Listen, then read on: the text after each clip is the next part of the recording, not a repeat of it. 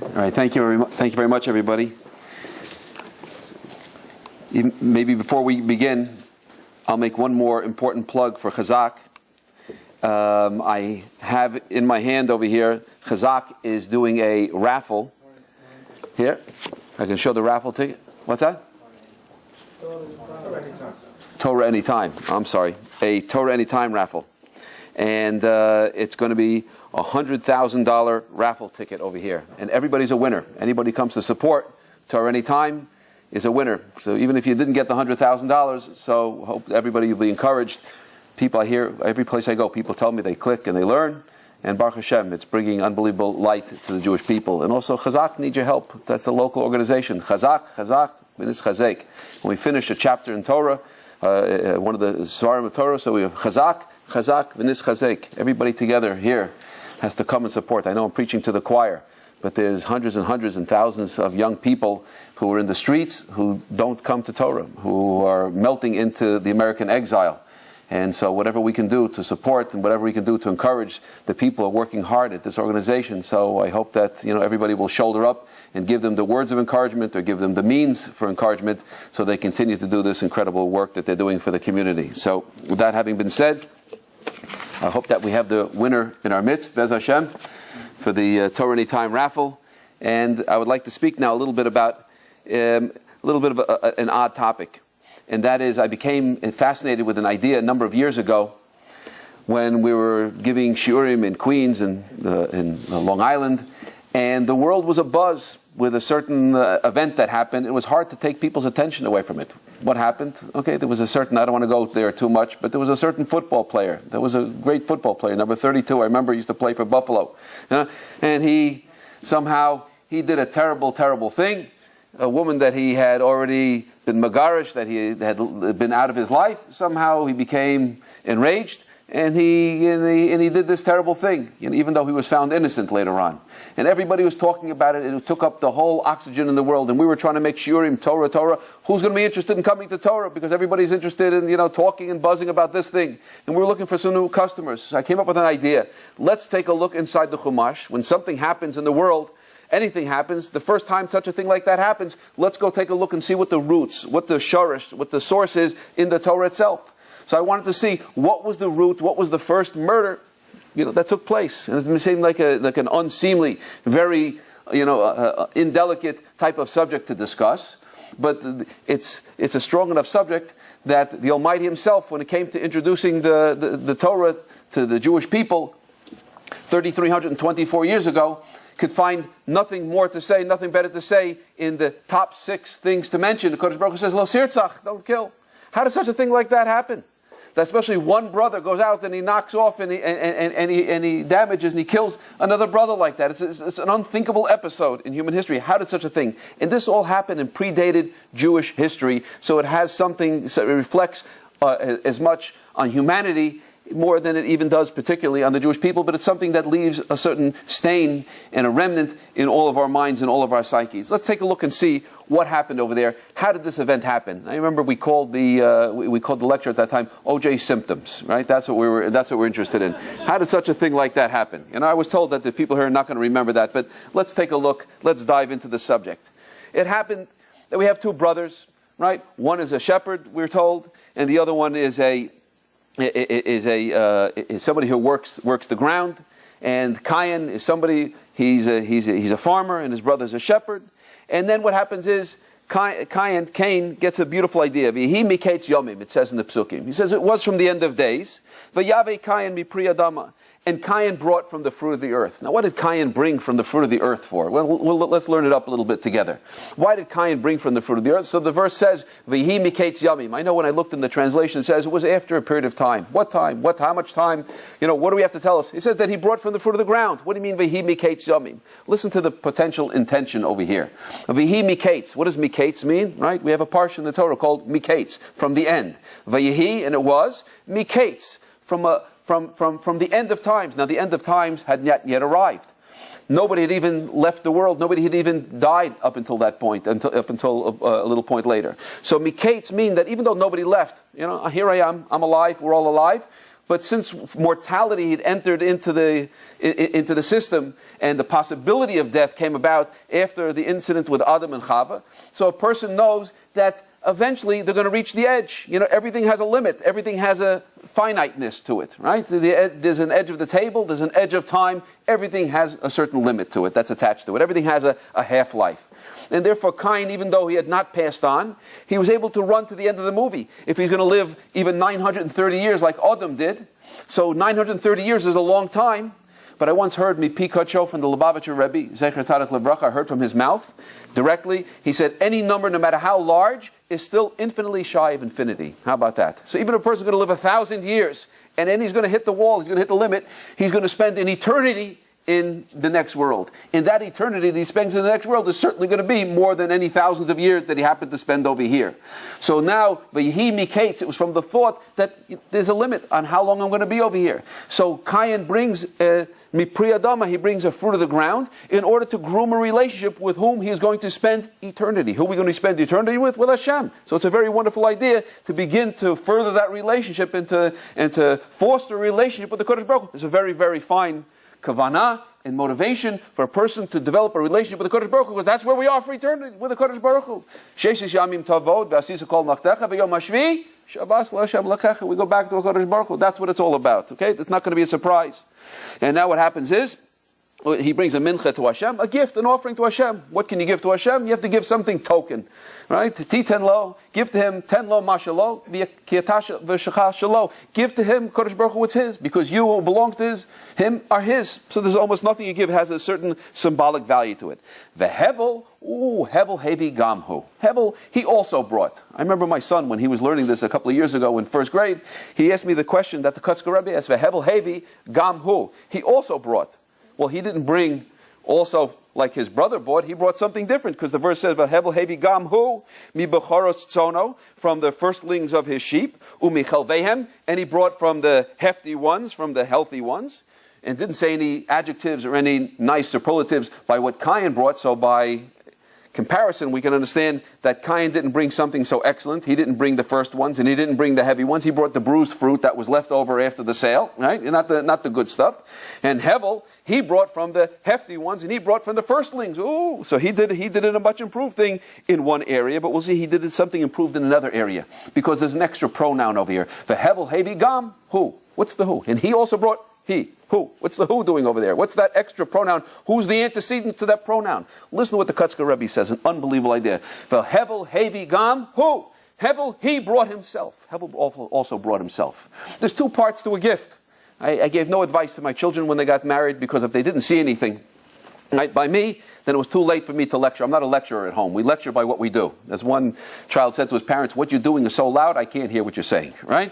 So here I am, my children are getting married. I said, let me just show you one nice piece of advice that I gained benefit from when I got married. And that is, you might not know about it, because you didn't see this happening overtly. When you give a gift, when you give flowers, or you give anything else, you give pearls in the yichud room, make sure you write a note, because the note is the soul of the gift. That's the neshama of the gift. There's two parts of the gift, right? There's one thing, it's the gift itself, and the other, it should be with some kind of a nice note, right? That says, you're wonderful. I'm the luckiest man on the face of the earth. Something. Okay, I don't have to coach everybody. Sometimes I'm coaching chasanim, what to say. You got to come up, you have to prime the pump and say something that's nice, and you write it out on a note. It doesn't even have to be, if a Hallmark card writes it, so it doesn't have the same zing to it as if the person took the time and sat with a pen and thought and wrote on a little blank piece of paper and said, this is, you're special. You make my life special. You make everything smile in my life. Oh, okay, beautiful, right? So Hevel, he brought his heart. There's two parts of the gift. One is the gift itself, the quality of the gift, and the other one is the heart. Right? You bring a nice anniversary, you bring a nice gift. I'm speaking to the wrong side of the choir over here, wrong side of the audience. You bring a nice gift, right?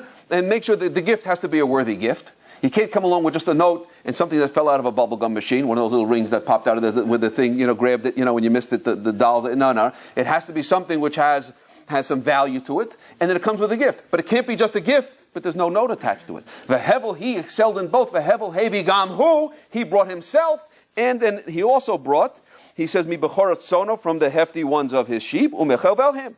And the proof of what the CHAZAQ.Rabbi says is in the second part of the pasuk.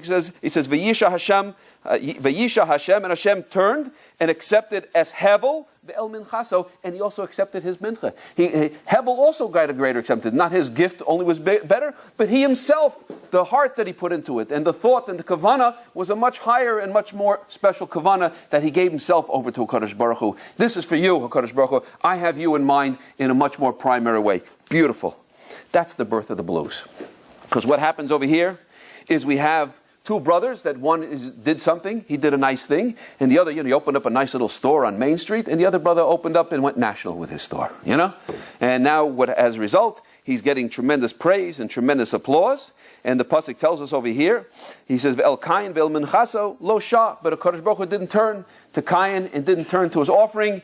It was a deafening silence. It was the applause, was the sound of one hand clapping, right? There was nothing over there. Cain didn't get the great applause. What's the reaction? And the pasuk tells us the following thing. Vayicha Cain miod, and Cain became very angry. Cain became very angry, and then as the pasuk says, he says, V'naflu fanav, V'yiplu panav, and his face fell. So Cain became very angry, and his face fell. Okay? That's what happened. That was the result. Angry, and we call it, maybe we can give it a clinical term, depression. Anger and depression. Now we need intervention. We're going to learn how to be here tonight, how to be good psychiatrists and how to be good psychologists. Listen to this. Because if we have to learn from a psychologist, let's learn from the best. Who could potentially be the best psychologist in the whole universe? Who's the best guy psychologist in the universe? Who could possibly be? Yeah, you got it. All right? Okay. Can't be anybody better than HaKadosh Baruch Hu, and we can't learn from a more perfect source than the Torah itself. The Torah tells us that HaKadosh Baruch Hu intervenes. I just imagine that he's sitting in his room for the last 3 days. He hasn't eaten a thing. His head is under the pillow, and he keeps on pounding all the feathers out of his mattress, and he's tossing and turning. He hasn't seen the light of day, and he keeps on pounding and pounding the mattress, and he's angry and he's depressed, right? Why? Because just like, somebody, let's say, for example, a girl broke up with him, and now she just announced that she's engaged to his ex-roommate, and now he's just paralyzed with anger. That's what the Torah says, and depression. Now comes a Kodesh Baruch Hu, enter Kodesh Baruch Hu. I can imagine, prying open the door, coming into the room, sitting on the bed like a good father, Avinu Shebashamayim. And now he begins to speak, and he begins his pep talk, right? Now we have a premise like this that the Talmud says, Shailas Chacham Chatzi Tshuva, that the question of a Chacham, of a wise person, is already half an answer.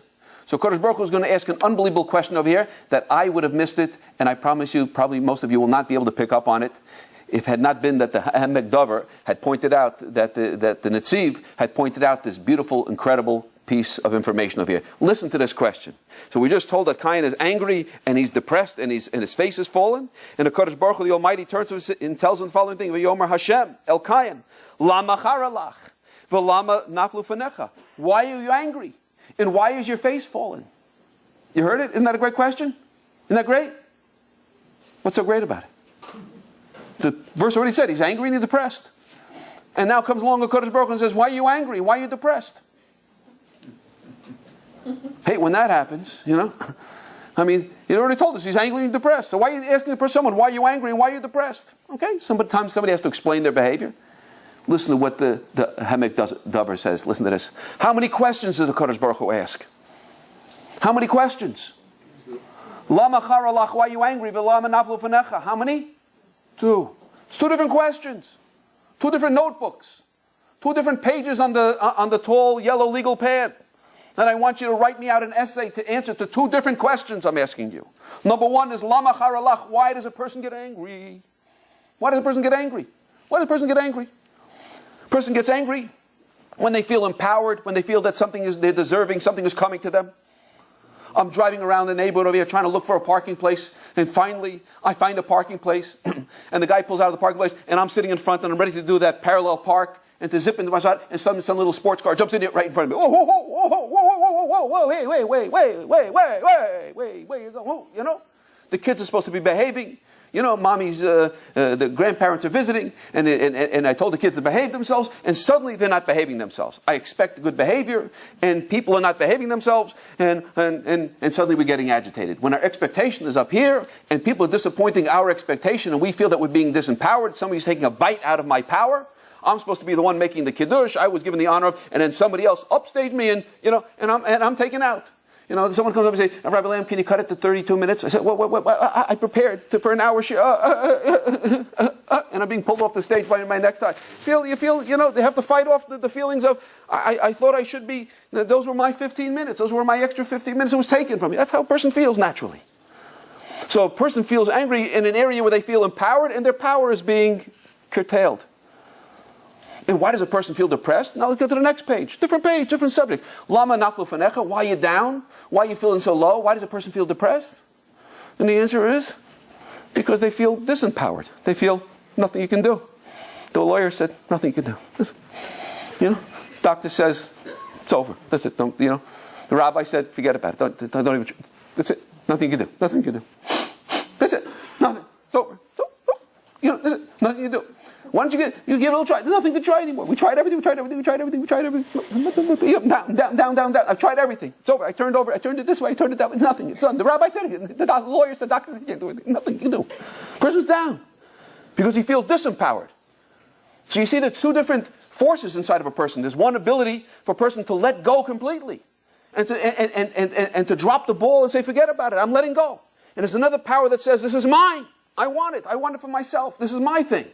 What are you cutting into my power? What are you cutting into my space for? What do you take my parking place for? What are you misbehaving in my stage, in my house, in my classroom for? How can you, chutzpah, how can you act that way in my world? So it's two different forces. Actually, they're opposites. So it's a contradiction. How can you be angry and how can you be depressed, the same person? So Rabbi Nachman says when a person breaks a midah, he really ends up with two broken midos, right? Two broken character traits. Both of those things, the Almighty points out to them, are really necessary ingredients for your success and for your survival. I'm not telling you not to be angry, and I'm not telling you not to be depressed. It's just that you're trying to start up the car, and you got one wire going to the negative, going to the positive, and the positive going to the negative. Because after all, who are you angry at? And who's kind angry at? There's only three possibilities, let's say. Right? Number one, he's angry at a Kadosh Baruch Hu. There's some people that's the blame God crowd, What'd you choose one over the other for? Everybody should get the same grade, There shouldn't be a valedictorian because we're going to have jealousy in the world. And he said, or else maybe he can blame his brother. Would you go ahead and you do something even better than me for? He said, and the other one, he could feel angry. He could feel angry at himself. Now the question is, who's the only one that he really has control over? Who's the only one that he has control over? And it's himself. So who's the only one that he should direct his energies and his energies of inspiration, his anger should be directed at? Himself. And he gave up on somebody. Who did he give up on? He probably gave up on himself. Who's the only one that he has power on? His brother, himself. And who did he give up on? He gave up on himself. Who should he give up on? Who should he exercise the power of giving up on? And that power he should exercise on? No, the power of giving up he should exercise on his brother. That's none of his business. That your brother did this, your brother's making $2 million now, the brother got a raise, your brother had an extra child, he didn't have the brother now, grandma decides to spend Shabbos in his house, and mother says, and she goes over there all the time, she never comes, so that's it, Baruch Hashem, he's doing nicely, he has an extra room, he could put her up, he could take care of the family, so Baruch Hashem, so let me exercise my power of giving up on him, and my power of control and excitement, let me use it on myself. That's it. Let's get those wires back in the other direction, and we'll have a better result in life. And what does Cain do? So Kadosh Baruch Hu, to back this up, Kadosh Baruch Hu spells it out. He tells him, Halo im teitiv. Isn't it going to be if you're going to improve, if you're going to lift yourself up, if you're going to do the things like your brother did?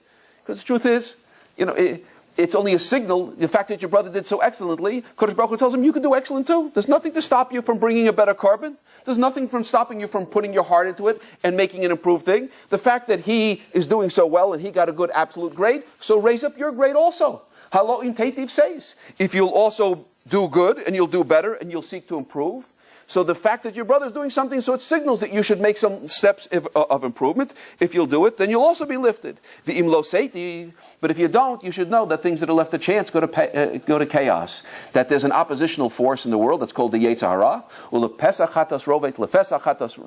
That sin squats by the door. Which door? I remember my Rebbe telling me, any door he can get into. Any moment of weakness. Any orifice. Any pore. Any minute when the person feels a little bit down, a little bit weak, a little bit behind. Or from the womb to the tomb. There's an oppositional force. There's a Yetzer Hara that's there your whole life.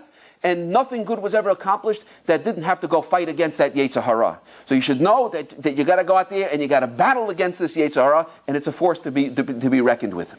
And it's looking to ruin people's lives, and it's looking to kill people. And it does it plenty. And says you should know that that's a fact of life. And but you improve, you can do it. And then he tells him the following pep talk. This is the end of the pep talk. This is the end of the shmooze. He says, "Ve'lecha chukaso." He says, "Desires against you, this Yetzer Hara. V'ata timshel bo," but you can rule over him. My friend Rashi says, "Imata rotzeh," if you want. 3 words. If you want to, everything depends upon the will. If you want to, you can beat this Yetzer Hara. He's only testing to see how serious you are in order to persevere, to see if you really want it, to see how clear you are on the goals, and therefore go out and get him. Now, if the story would end over there, and I think anybody who's in the helping business has to get a little consolation over here because it didn't work out, we know, in the end. Right? They ask, how many psychologists does it take to change a light bulb? You know? And the answer is 1. But the light bulb himself's got to want to change. You know? So we got a problem over here. That HaKadosh Baruch Hu gave the most beautiful pep talk and told him the emet, and told him the truth. But it didn't work out in the end. Why didn't it work out? Listen to the next verse and we'll finish reading from the Chumash and we'll discuss the rest. And it says now in the following verse, he says, Vayomer, Cain el Hevel Achiv, and Cain said to his brother, Hevel, Vahi biyosem besada, and it was when they were in the field, Vayakam Cain el Hevel Achiv, v'yargehu, and he got up on his brother Hevel, and he killed him. Anything wrong with that verse? Vayomer Cain el Hevel Achiv, and Cain said to his brother Hevel, Vahi, and it was biyosem besada, when they were in the field, Vayakam Cain el Hevel Achiv, v'yargehu, and he got up on his brother Hevel, and he killed him. Anything wrong there? Anybody find anything wrong? Anything strange about that verse? Yeah? What? What did he say? I hear whispering over there. What did he say? Vayomer Cain el Hevel Achiv.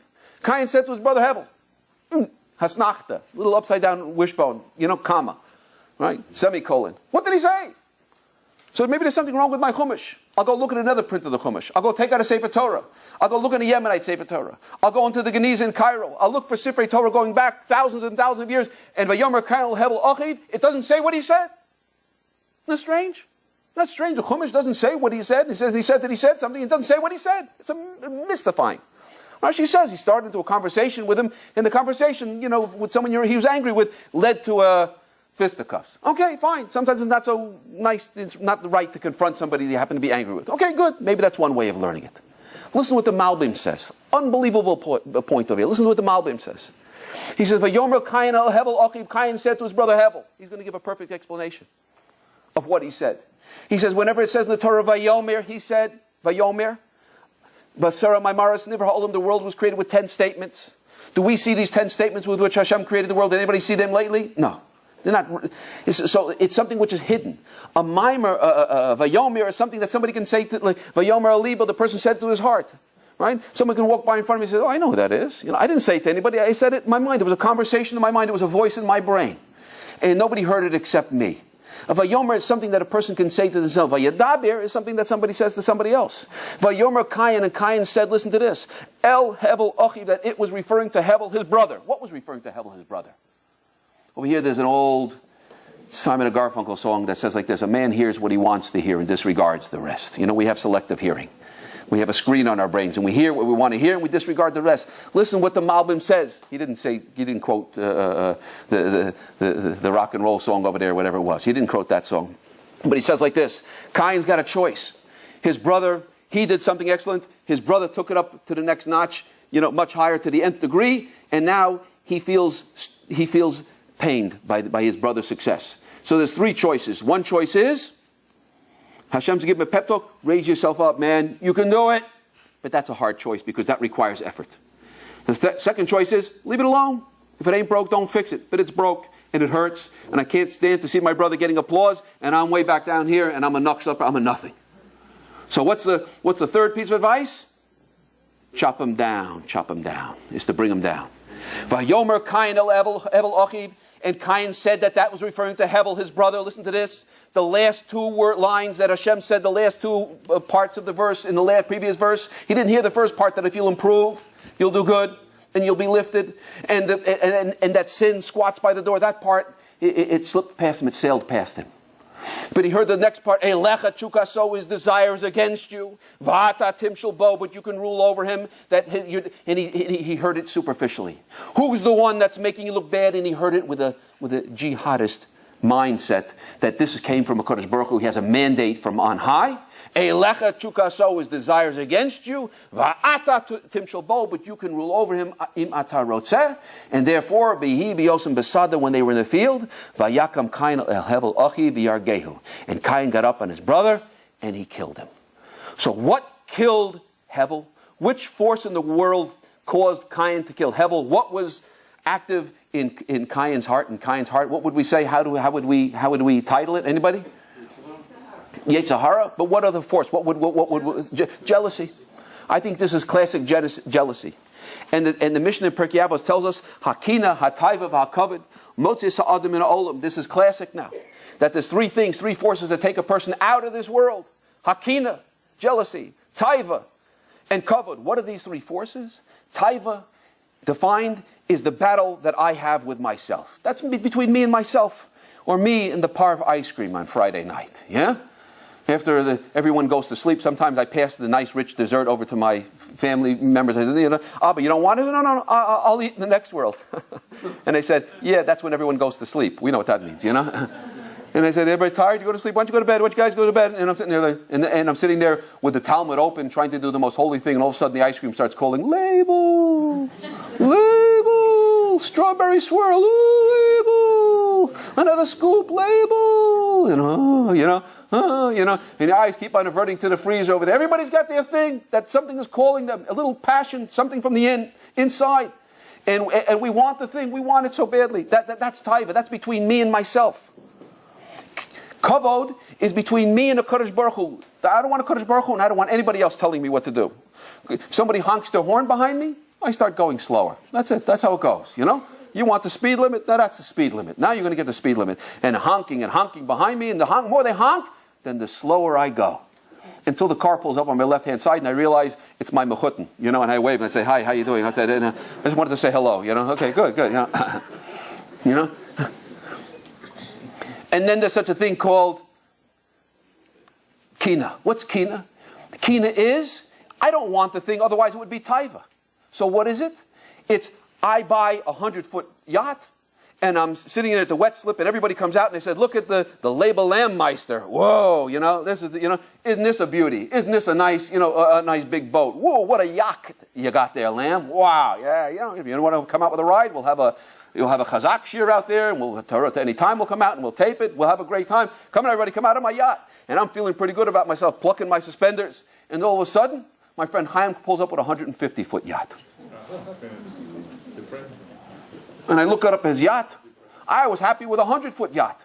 And now he's got a 150-foot yacht. And everybody turns their attention. Whoa, Chaim, woo-hoo-hoo.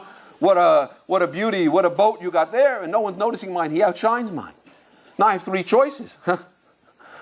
I can, number one, I could go get a 200-foot yacht, which means I got to spend an extra $1.5 million, which who's got $1.5 million lying around? Or I could leave it just the way it is, but I feel injured and wounded, and I feel overshadowed by his 150-foot yacht. Or the next morning, suddenly Chaim's yacht is taken on the water, and it's going down, I said, we got to watch out for those barnacles. They're really frisky these days. I did a little underwater, snorkeling, and I managed to puncture a hole in the bottom of his boat. Oh, too bad. I hate when that happens, And now his boat is going down, but it solves my problem. So what is jealousy? Jealousy, kina, is not that the person wants it for themselves, that they'll be satisfied. They don't want the other person to have it. That's the yesod of kina. If you take a look, when Eretz Yisrael is offered to our neighbors to the north and the south and the west and all around, when that piece of land is offered, They say, we want that piece of land, or they want Gaza, they want this piece of land, and what happens was given to them, and what do they do with it? The minute we vacate it, they don't want it, they just don't want you to have it. And the minute you would vacate it, then they wouldn't know what to do with it, and they would turn it into a garbage heap, they would turn it into a platform with which to launch, rockets, or they would turn it into a dung heap. They don't want to have it, they just don't want you to have it. Right? And that's how King Solomon, the wisest of all men, everybody knows about this incident that happened with King Solomon. He was so wise, he was so clever. What did King Solomon do? Right? 2 women come, my baby, my baby. Shnaim ochazin bebaby. 2 people are holding on to the baby. Right? So what was the story? What does the Torah tell us? What happened with that baby over there? 2 women went into the hospital. One had a miscarriage. And one walked out with a baby, was walking out with a healthy baby, with a live baby. So what happened was, the one who saw that the other one was, who lost her baby, was injured. Sometimes if a disaster happens, if it happens in 2 places, so tzaras rabim chatzi nechama. If snow falls on everybody's house, I don't feel so bad coming out and digging myself from out underneath the snow. But if snow only falls on my house, then I say, well, why me? And I look at everybody else who was spared. But if it falls on everybody's house, it's shovel l'kol nefesh. Everybody's got to take a shovel and to dig themselves out, right? So I don't feel so bad. So this woman looks, she sees, how come she walks out with a live baby and I don't get it, and my baby didn't make it? So what does she do? She grabs onto the baby. She didn't want the baby. She didn't want the other one to want the baby, to have the baby. And therefore King Solomon, the wisest of all men, everybody knows, he took a sword and he said, let's cut the baby in half. And when he went to cut the baby in half, so you don't have to be King Solomon to know that the real mother is going to step forward and say, don't cut the baby. You don't have to be King Solomon to do that, to come to that conclusion. What did King Solomon know that other people didn't know? Why was he so wise? What was his great display of wisdom over here? It was because King Solomon understood that the fake mother, the pretender, was going to sit quiet at that time and said she'd be satisfied. Yeah, take a sword to the baby, cut the baby in half, because then she doesn't get the baby, and I don't feel bad that this one got a live baby, and when I didn't get anything. She doesn't want the other one to have it. And really, that's the foundation, and that's the yesod of this problem that we call jealousy. It's not that the person wants it, it's that they don't want the other person to have it. It's an unbelievable thing that we see working all throughout the world and all throughout our lives. Now, the Chavos Levavos gives the following piece of advice, and let's see if we can put a bow on it in a few moments. The Chavos Levavos says like this. He says, if a person is bitten by this bug of jealousy, and we have to assume that everybody to a greater and lesser extent is in different areas. And again, we don't find ourselves being jealous of people that, of Bill Gates. I'm not jealous. He's out of my league, I'm not jealous of Warren Buffett, But somebody who I went to yeshiva with, who I thought that maybe I was, even learning better than him, and suddenly I see what he's accomplishing, and he's writing svarim, and I go, suddenly maybe the juices of jealousy would begin to flow. So the Chavos Levavos gives the following beautiful remedy and the following beautiful piece of advice. He says, if a person is bitten by the bug of jealousy, which we have to assume that we are to a greater and lesser extent, he should find him or herself in the company of people who are materially less well off and spiritually more advantageous. Right? This is the importance of coming to a shir, coming to the Beis Medrash. Because when a person goes to a shir and they see that somebody else made a siyum or somebody else put in 100 hours, I know that CHAZAQ wants to see if they can maybe get, Torah Anytime wants to see if they get 1 million hours of learning online, every month, and they find out that somebody registered and they did more, and somebody else finished the Masechta, and somebody else finished the Shas, or their child finished the Shas. They say, why, Lamini Gara, why should I be left out? I also want to finish the tractate. And they get busy and they hook up their horse of jealousy and to that beast, and now they start to plow in the field of the Talmud, and they make improvements. You find out that somebody else is doing chesed, and they said the whole Sefer Tehillim. I'm also going to say the Sefer Tehillim, and I'm also going to get a holy look on my face. And they see that their children are excelling at school, so they must be doing something better. So I'm also going to do something better, and I'm also going to upgrade my house, and I'm going to get rid of these things, and I'm going to stop speaking Lashon Hara. I'm going to do all these good things. I'm going to improve myself. And you go to the hospital, and you see Nebuch's situation that people happen to find themselves in. You go to the nursing home, and you walk out, and you feel like, wow, limbs, life, youth. I got it going for me. I feel great. CHAZAQ. I feel great about myself. I feel life, it's good. Masha Einken, however, the natural tendency is we go to the mall, we drive through the rich neighborhoods, we drive through Greenwich, Connecticut, we drive through, whatever it is, name the rich neighborhood, and we look at these big houses. My kids go, yum, wow, ooh, Abba, take a look at that one over there. I say, you want to clean that one for Pesach? No, thank you. Okay, good. You want Abba to have to pay for it? You never have a father around? I'll be out, we're going to... Well, we can think about that, okay. When you go out there, you come home, and no matter how big your kitchen is, you feel like, like you're squeezed into a closet over here. It doesn't work. It doesn't, So a person feels, you go to the mall, you come back, you feel inadequate. My thing is not the latest. It's not the cutting edge. I bought it, and it's out of style already. And I got to get the next one, and the next one, and the next one. And we feel that everything we have materially is inadequate and a misfit. And spiritually, people like to tap in and hear the bad news, because the bad news is, that this person did a terrible thing and that person does a terrible thing. We love to sit around and complain, and it feeds into our ego, because without making any moral improvement, without raising up our level at all, we already feel that we're better than, at least I'm not a stalker, at least I'm not a Unabomber, at least I'm not one of those types or one of those types. So we watch the moral ground fall down behind us, and we feel that, by default, somehow we've made some kind of great moral step forward, and we've improved ourselves. But we're fooling ourselves. So the Chovos HaLevavos says, better get thee to the Beis Medrash, get thee to a seminary, get thee to a place where people are steiging, they're improving, where they're growing spiritually, and that's where you hook up your jealousy. And then if you happen to see that you go to a place where people are materially less well off, so then we can exercise the opposite. We can feel gratitude for the things that we have materially, because spiritually we are under control, and we can do something about that. And we can exercise, we can put in that energy button, we can put in that energy wire into that area, and the rest of it we can let go and say, Hakol bidei Shemayim, chutz miyirah Shemayim. I'll just finish up with a nice story and a true story. That there was a shiur we used to give a class at one of the places where we gave this OJ symptoms shiur. And there was a very, very, a lady over there, she became a Balas Tshuva, a Sephardi lady. I mean, she flipped from being one side, from being totally out, secular, a tennis player. Suddenly she became a piece of Moroccan fire. I'm just telling you, wow. I mean, on fire, reading, learning, Zohar, Tehillim, unbelievable. What unbelievable. And she was making a revolution in the neighborhood. She was inviting people into her house, and anybody came to her house, she pushed to a seminar, and those people became from, she was turning over the whole neighborhood. Why was she turning over the whole neighborhood? For her husband.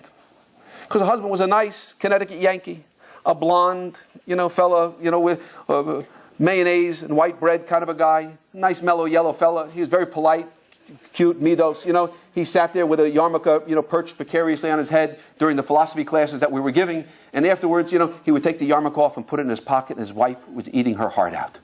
He doesn't get up in the morning. He doesn't put on tefillin. He doesn't make the right brachas. She wants to push him. And you know what happens? The more you push somebody, the slower they go, and he wasn't doing it to be rude. And she kept on complaining. She complained to 100 rabbis, and I was one of the 100. She said, Rabbi, she says, he's not going to have arms in the next world. I saw in the Zohar, if a person doesn't put on tefillin, not going to have arms in the next world. How's he going to hug me in the next world? I said, tell him what to do. I said, I can't tell him what to do, because if he does it because you told him to do it, then it's not going to be him that's doing it. And if he doesn't do it, he's going to feel belittled in his own house. So you can't tell people what to do. You got to be patient. So just make nice dinners, perfume, and quiet. Just be patient. We'll take care of the rest. But it bothered me. What do we do? I saw he's not interested in philosophy, but he's a computer guy. I said, you know what? An hour before the class, we'll do a Gemara class. And we started for a couple of months. We started doing a Talmud class. He moved right up to the front, and he was sitting over there asking questions, because he had that, computer logical mind, and he started asking on the reasoning and the svara and this. And I saw that the Gemara started to light him up inside. And we were doing this for months and months. And then what happened was, in next year, in about a year, there's going to be an event that's called Siyam HaShas, that the Talmud is going to be finished, 7.5-year cycle. This was not the last cycle 7.5 years ago, but the cycle before that. And I remember I went with my kids to the Nassau Coliseum. There was also another 19,000 that were at the Madison Square Garden. And there were tens and tens of thousands of people that participated. I was in an auditorium, a stadium, with tens of thousands of Jews who were celebrating. And this fellow, David, he got a ticket from a friend in Shul, the Young Israel, who said, come along. He goes, okay. So he came for the social event. He's sitting there looking around the room, and his eyes are bugging out. And he says to the fellow who brought him, he says, all these people finished the Talmud? He had a taste of a few pages of the Talmud. He says, all these people finished the Talmud? He says, well, not all of them, but probably most of them. He says, are they all rabbis? They don't all look like rabbis. He says, well, many of them are working people that are just, living regular lives, and they get on the bus in the morning, and they learn on the bus, or they learn afterwards, or they learn in the morning, and then they go to work, or they can learn when they come home. He goes, really? He's looking around the room, and he's thinking to himself, he's burning up inside. He says, well, why? I'm not less intelligent than them. How come they finished the Talmud? The next morning, after going to that event, he got up and he went to the first class, to Brachas Beis. He went to the first class.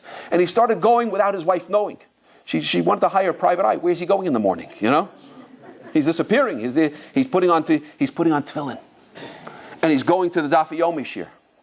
7.5 years later, he finished the Shas. I called him up to congratulate him on the night before the Sima Shas, not this last one, but the one before that. I called him up to congratulate him, and he wasn't there. His wife says he's out. He's out now, and he's finishing up the last daf, for the Siyum tomorrow night. I said maybe it's better that he's not here, because I want to congratulate him on finishing Shas. But I said, let me congratulate you. You're going to have arms in the next world, and you're going to have the Shas in the next world. You're going to have the entire Talmud. You have a Shas Yid for a husband. And when we look back at this event and we say, so what was it that inspired David that he should learn the Shas? I'm going to tell you, update, that the last time, now he's going through a second time. And the last time I saw him at a hotel at a seminar, he came over to me, excuse me, he says, I'm not coming to any of your lectures. He says, don't take it personally. I said, that's fine. He says, but let me explain. He says, I came here with my chavrusa. He says, and during the time, when it's not mealtime, he says, we're learning be'iyun. We're learning depth. So he's not just learning through Das, he's not Daf Yomi, he's not just going on a tour and a flyover, he's going into it, and he learns Be'iyun, he learns 3-4 hours in the morning. He's becoming a Talmud Chacham over the course of the last number of years. And we can ask ourselves, looking back now, what was it that inspired this David, to become a Shas Yid? And the answer is, what was it? Jealousy. The same jealousy that killed Hevel, and that inspired Cain to kill Hevel, is the same jealousy that launched this fellow to become a Shas Yid. The gun lobbyists say, guns don't kill. People do. That's why we don't know what the fruit is that Adam and Chava ate from, because it's obscured. We don't know what it is because it's not important, because it had nothing to do with whether it was this fruit or that fruit. It has to do with how people exercise their free will. The Pasuk in Chumash tells us that Tikane Rachel, that Rachel was jealous of her sister.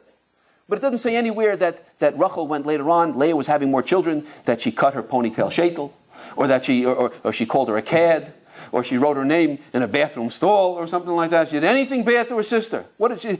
So she was jealous, and then it was quiet after that. So Rashi says it must be that my sister is doing more than me. That she gets up in the morning and she's helping poor people, and she's giving tzedakah, and she's reading to the blind, and she's doing all kinds of different things. She's saying to Hillel, let me do those things too, because maybe if I raise my merit. So therefore, nobody's really in competition with anybody else. The only one that we're really in competition with is ourselves. I had a friend in yeshiva many years ago. He was one of the first people to tap into health food. Back in the day when nobody was into health food. Nobody was into health food. I mean, people were into health food, but it wasn't a big industry, $1 billion industry. And he was sitting there with his green soup, double, boil in trouble. He's some garlic green soup, whatever it was, this leafy stuff. And people would look at, meanwhile, people were putting on their white bread, rich, this rich butter filled with cholesterol-rich butter, and putting sugar into our coffee. With the red milk, we didn't have red milk, blue milk, green milk, none of that type of. And we had a good yeshivish breakfast. And one guy leaned over him and said, "What do you think? You're healthier than we are?" I remember he had the most delicious answer. He says, "No." He says, "But I'm a lot healthier than I used to be." Now, I'm not trying to be holier than anybody. I'm not trying to be healthier than anybody. I'm trying to be holier and healthier than myself, because I'm haunted by my own potential. Everybody's haunted by their own potential. If we see that somebody's doing something better and they're doing it improved, they're not taking anything away from me. Their accomplishment does not take anything. Ner le'echad, ner le'meya. That Cain saw his brother doing something better was a signal to him. It should have been a signal that he could also become a Shas Yid, that he could also become something and make something. And therefore, when people feel this jealousy and they don't know what to do with it, it causes sometimes even non-religious Jews to hate religious Jews, because they want to tear them down. They want to say, what do they think? They're better than we are? They're holier than we are? No. We're just trying to be holier than what we are. Right? And when the nations of the world look and they see the Jewish people accomplish, it should be a signal to them. And when we see other people, we see Talmidei Chachamim, we see scholars, and we see people, young people, making big strides in their learning. So instead of looking at them with sad eyes and saying, they think that they're, and they're just only really no. Inside, we have to be honest with ourselves and realize that if we take this jealousy is something that the Mishnah says, Kina Taiva V'Kavod Motzias Ha'adam Min Olam. It takes a person out of the world. It escorts us throughout our lives. It could take a person out of the world like it took Cain out of his world. But it means it could make a person, if they take it and they ride that horse in the correct way, it could take a person out of this world in a very, very good way. Thank you very much for listening. Appreciate your time.